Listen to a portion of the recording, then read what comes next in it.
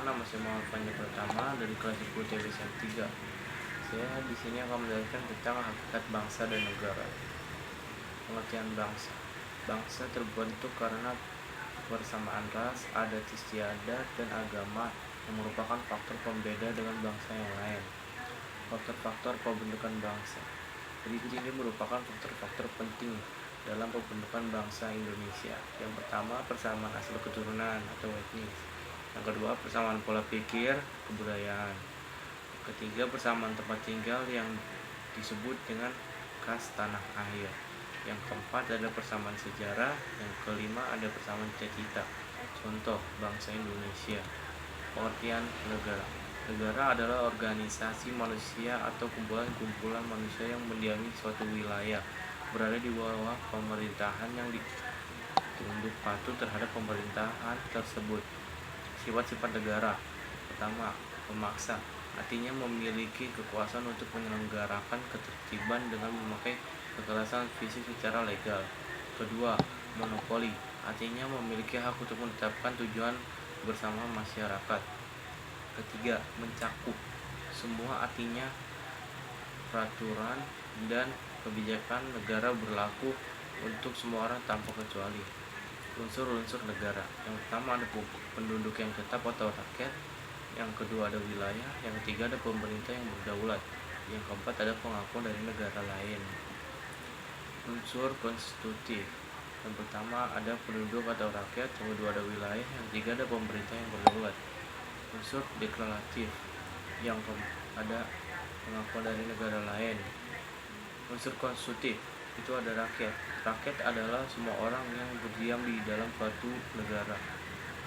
Yang pertama ada penduduk, mereka yang bertempat tinggal tetap di negara tersebut. Yang kedua, bukan penduduk, mereka yang bertempat tinggal hanya sementara dan tidak bermaksud untuk menetap di negara tersebut. Penduduk terbagi menjadi dua, yaitu ada warga negara, mereka yang menurut undang-undang diakui sebagai anggota dari negara. Yang kedua, ada bukan warga negara, mereka yang mengakui negara lain sebagai negaranya. Seorang warga negara Indonesia atau WNI adalah orang yang diakui oleh undang-undang sebagai warga negara Republik Indonesia. Kepada orang ini akan diberikan kartu tanda penduduk berdasarkan kabupaten atau provinsi tempat ia terdaftar sebagai penduduk atau warga. Kepada orang ini akan diberikan nomor identitas yang unik. Contohnya NIK. Apabila ia telah berusia 17 tahun dan mencatatkan diri di kantor pemerintahan, paspor diberikan oleh negara kepada warga negaranya sebagai bukti identitas yang bersangkutan dalam tata hukum internasional. Wilayah suatu negara. Pertama ada wilayah daratan, yang kedua ada wilayah lautan atau perairan, yang ketiga ada wilayah udara. Wilayah darat.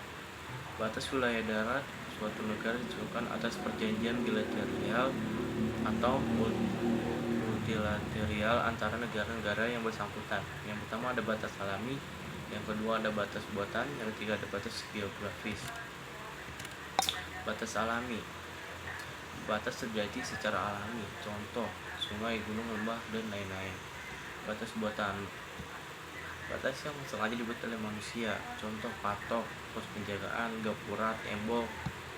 Yang ketiga, batas geografis. Batas menurut letak suatu negara.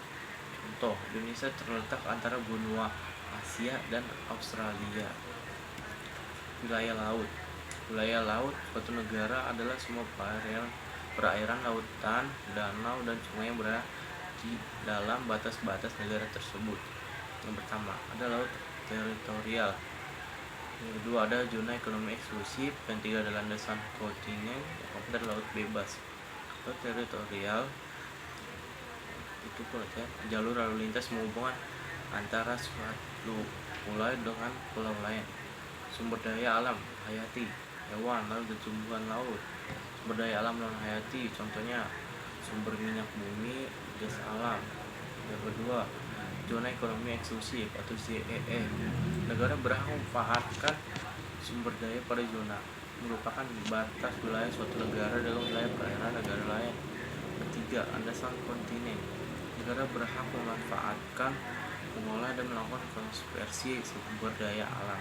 berhak melakukan penelitian, perlindungan, dan pelestarian laut, mengizinkan pelayaran internasional, memasang sarana prasarana perhubungan laut. 4. Laut bebas merupakan wilayah laut yang bebas digunakan oleh negara manapun, bebas berlayar, memasang kabel ataupun pipa bawah laut, bebas membuat pulau buatan dan instalasinya, bebas untuk melakukan riset atau penelitian, bebas menangkap ikan. Wilayah udara suatu negara ada di atas wilayah darat dan laut negara tersebut. Pengakuan dari negara lain dibedakan sebagai berikut. Yang pertama, pengakuan dari negara lain secara de jure, artinya pengakuan resmi berdasarkan hukum. Yang kedua, pengakuan dari negara lain secara de facto, yang artinya pengakuan yang diberikan jika negara yang baru berdiri tersebut secara konstitusi dapat menunjukkan pemerintahan yang stabil. Pengertian secara de facto. Pengakuan dari negara lain secara de facto ini pengertiannya adalah pengakuan yang berdasarkan pada kenyataan atau faktual yang ada yang telah memenuhi persyaratan untuk menjadi negara. Misalnya, secara de facto Indonesia merdeka pada tanggal 17 Agustus 1945. Pengertian pengakuan secara de jure. Kemudian pengertian dari negara lain secara de jure adalah pengakuan negara lain terhadap suatu negara menurut hukum internasional. Dengan pengakuan secara de jure, negara yang baru dibentuk atau baru